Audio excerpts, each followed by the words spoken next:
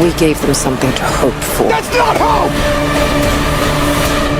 May thy knife chip and shatter.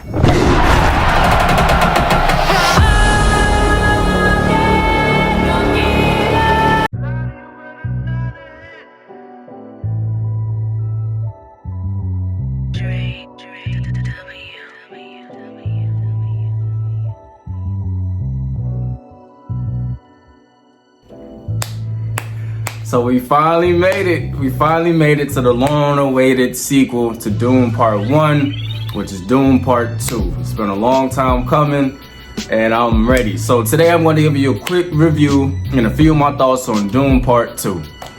So Dune Part 2 is directed by Denis Villeneuve. He's also directed Dune Part 1, of course, Blade Runner 2049, Arrival, Sicario 1, Sicario 2. He's directed Prisoners, so he has a pretty solid resume under his belt. So we got some familiar faces, of course. Timothée Chalamet as Paul Atreides, Zendaya as Chani, Rebecca Ferguson as Lady Jessica, which is Paul's mother, Stellan Skarsgård as Baron Harkonnen, Javier Bardem as Stilgar, Josh Brolin as Gurney, and Dave Bautista as Raban. Got some new faces in here as well. Austin Butler as Fade Harkonnen, Christopher Walken as the Emperor. We finally get to see who's pulling the strings behind everything. And Florence Pugh as the Emperor's daughter, Princess Irulan. So it looks like Dune Part 2 is a direct continuation of the first film, picking up almost exactly where the last one left off. We can see that the Fremen are still traveling to one of their sieges as they carry the body of Jamis, who was killed at the end of the first Dune movie. So Paul and Jessica are now among the Fremen people, learning their ways and their culture and their power in hopes to become Fremen. Paul is going through his own personal trials and tribulations as he and a lot of the other Fremen question if he really is this savior figure that their prophecy speaks of. So this is what a properly done sequel looks and feels like. We got the introduction to everything in Part 1. Now it's time to see where you can go from there, and Dune 2 executed perfectly. So this time around, we got better action scenes, better visuals. The cinematography was crazy. They dived deeper into the Dune prophecy lore while balancing the action sequences. Heavier themes, darker tones, greater risk, and greater sacrifices. So Dune 2 raised the stakes, they raised the threat levels, they gave the villains an actual edge and fear factor. They made the villain actually capable of killing or defeating the protagonist. That way the film isn't predictable. And in case you were wondering, if you haven't seen the first one, you wouldn't necessarily... Nah, watch Dune 1 first. Watch the first one first. The second one stands good on its own by itself, don't get me wrong. But if you care about the story that they're telling and this world that they're creating, watch the first one first. If you haven't seen Dune 1 and you watching this review, stop watching this review. Go watch Dune 1 and then come back and finish. Watch Dune 1 first. There's a lot of things I liked about Dune Part 2. I'll start with a few of them. Austin Butler's performance as Fade Harkonnen was incredible. He is this eerie, strange, weird, like sadistic psychopath. He's very strong, he's very skillful. They showcased his abilities in this gladiator scene where he destroyed his opponents. He's out for blood and he wants his own name, his own recognition. Christopher Walken is the Emperor in this movie. It's finally good to see who the Emperor is. We didn't see him at all in the first movie. We only heard about him. So it's good to see who's the man behind all of this chaos and madness in the Dune universe. Who's the one pulling all the strings? The Emperor is the one that sent the House of Atreides to die in the first Dune movie. So he didn't really have too many scenes in Dune Part 2, but the ones that he was in, they were impactful. So it was good to see the Emperor. And I think Christopher Walken did a good job playing the Emperor. He was convincing. Another thing I liked is how religion, spirituality, and faith are heavy themes and concepts that Dune 2 chooses to explore. Specific characters have different beliefs regarding those subjects, feeling like they can or are only being used for control purposes. Some of the Fremen believe in a prophecy and some don't. There are some that even mock the prophecy. They don't care. They don't take it serious at all. There are ones that are on the fence about it. There are some that are willing to die for the prophecy. And there are some that only choose to fight for their people, their home, and their resources.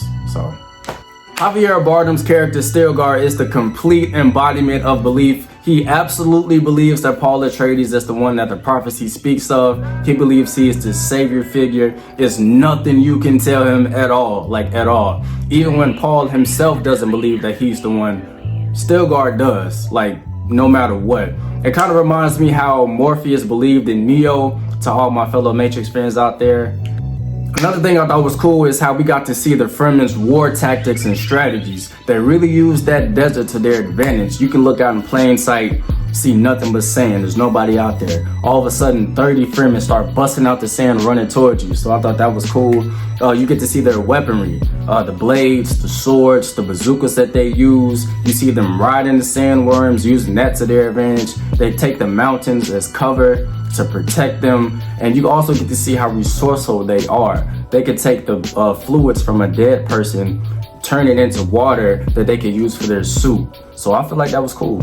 I thought it was cool how the Harkonnens had an advancement in their technology as well. They basically had these black suits that allowed them to pretty much float upwards and scale mountains, which is a pretty useful design, and it's smart because now they know their enemy's tactics. So if you step the wrong way on that sand, or the Fremen call that sandworm, it's on its way to kill anybody that's on the ground. So I feel like that was cool.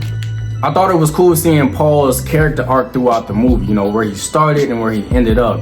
Throughout the movie, you can see him doubt himself. He doesn't believe that he is this savior figure that the prophecy speaks of. So he kind of plays shy and wants to downtone everything. You see him start to build confidence as he finally learns how to ride the Shai-Hulud. The Shai-Hulud is what the Fremen call the sandworm. So after he does that successfully, he starts to build his confidence up and start to win over the Fremen people. They start to look at him like maybe he is worthy. Some still don't, because they don't believe in the prophecy at all. But the ones that do, it's a good thing for them.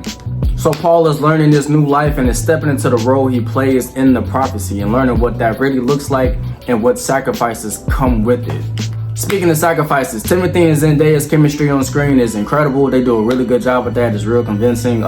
Their relationship has a conflict that arises a few times in the film. She likes him exactly how he is. She would prefer him to not change.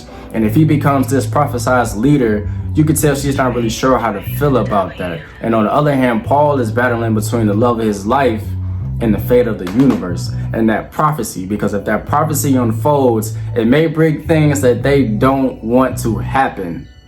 That's all I'm gonna say. I don't want to spoil it.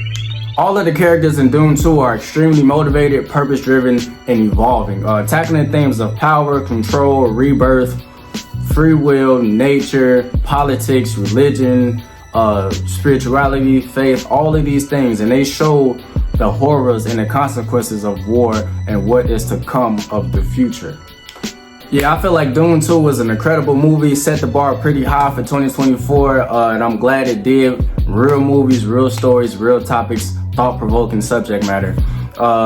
If you can't tell by now, I would easily rate this movie a 10 out of 10. All around, it was just a good movie, a great sequel, what a sequel really should be. The visuals were amazing, the story, the writing, the action sequences, everything all around hit it out the park. So Dune Part 2, 10 out of 10 in my book. Yo, so those are my thoughts about Dune Part 2. Incredible movie in my opinion. If you've seen it, please leave a comment below. I would love to know what you thought about the film. As always, thanks for watching. Thank you for supporting me. Please like and subscribe. Please leave a comment. I would love to talk about this movie. And I will catch you on the next one.